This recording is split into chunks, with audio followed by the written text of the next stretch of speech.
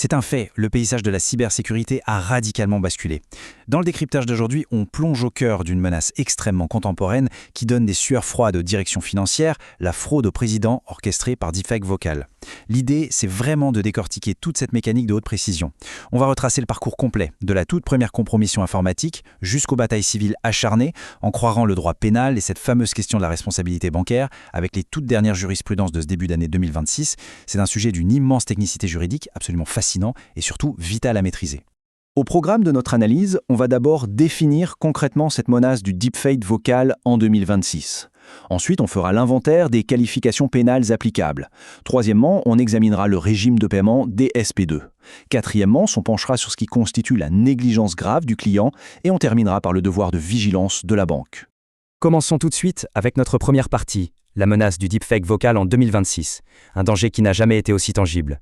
Oubliez complètement le bon vieux mail de phishing bourré de fautes d'orthographe, ça c'est de l'histoire ancienne. La méthodologie d'une attaque contemporaine est redoutable. Tout commence par une atteinte silencieuse au système d'information d'entreprise, ce qu'on appelle une atteinte aux ASTAD, pour espionner et comprendre les habitudes en interne. Puis, c'est là qu'intervient l'arme fatale, le clonage vocal par intelligence artificielle. Cette voie de synthèse va servir à exercer une pression psychologique insoutenable sur la cible en jouant sur une urgence absolue ou un faux secret industriel. Et le but ultime de tout ce stratagème, l'exécution du tristement célèbre FOVI, le faux ordre de virement. Alors, que fait-on quand le pire arrive? Face à ce scénario catastrophe, c'est la toute première heure qui est décisive. Il faut figer la situation immédiatement, c'est-à-dire exiger de la banque le blocage instantané et lancer un rappel interbancaire. Mais attention, le plus important pour la suite de la bataille, c'est de préserver les preuves numériques sans aucune altération. On parle des entêtes d'email, mais aussi des métadonnées du fichier audio cloné s'il a été laissé sur un répondeur, par exemple.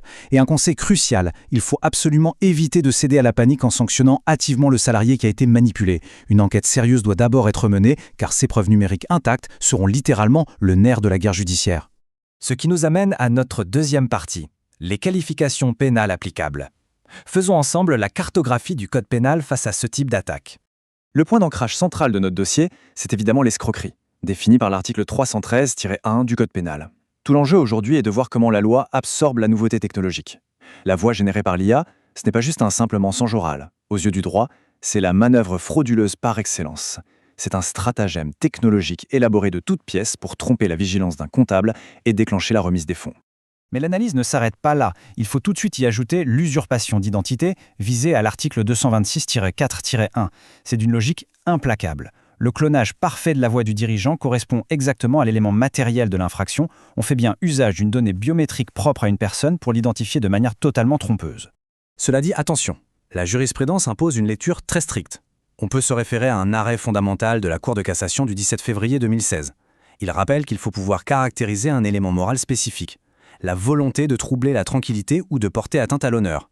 Et dans le contexte d'un faux ordre de virement, l'implication du nom d'un dirigeant dans une manœuvre criminelle de grande ampleur remplit tout à fait ce critère.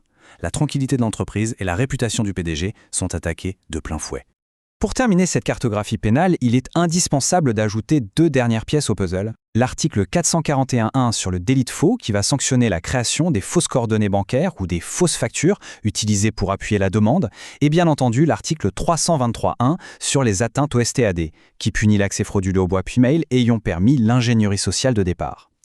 Comme on peut le voir, l'attaque par deepfake n'est pas une infraction isolée, c'est un véritable millefeuille pénal. Passons à notre troisième point, quittons le pénal pour entrer dans le régime de paiement DSP2, véritable champ de bataille civil pour le recouvrement des fonds. Une fois l'attaque consommée, tout le combat se déplace sur le terrain du code monétaire et financier. Et là, on a un face-à-face juridique redoutable.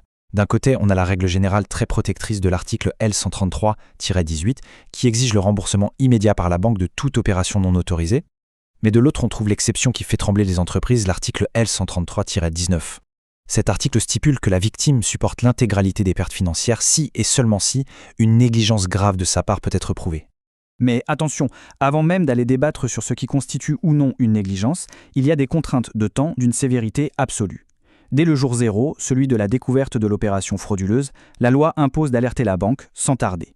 Et l'article L133-24 du Code monétaire et financier pose une limite infranchissable.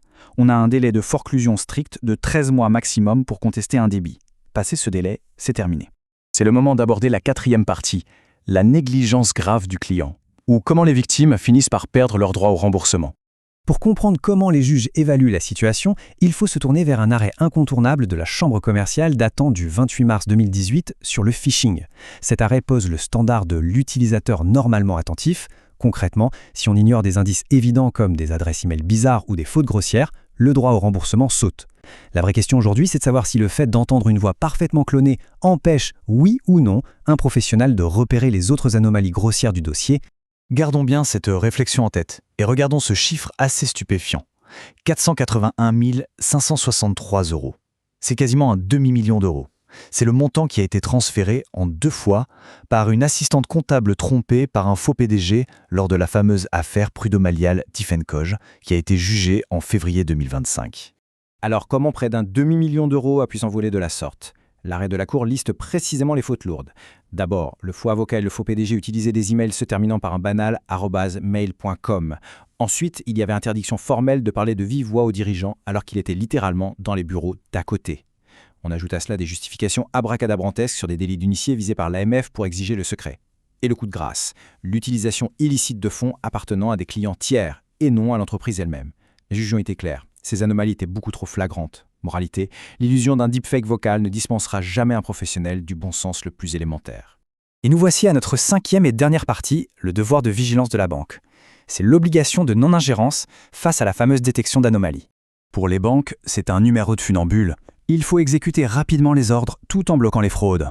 D'un côté, il y a le sacro-saint principe de non-ingérence. Comme l'a très bien rappelé le récent arrêt BNP Epner du 14 janvier 2026, si un virement a une apparence de régularité, la banque n'a pas à s'improviser détective privé. Mais attention, de l'autre côté, la Cour de cassation, dans son arrêt fondamental du 2 octobre 2024, le pourvoi 23-13-282, fixe une limite très nette. Si l'ordre de virement présente des anomalies apparentes, par exemple un montant absolument colossal soudainement expédié vers Hong Kong, sans aucun lien avec l'activité habituelle de l'entreprise, la règle bascule.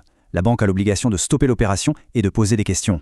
Il y a d'ailleurs une grande confusion juridique à dissiper ici. Dans un tout récent arrêt du 4 mars 2026 sur la LCBFT, la lutte contre le blanchiment des capitaux et le financement du terrorisme, la Cour de cassation a mis un coup d'arrêt à une stratégie très populaire.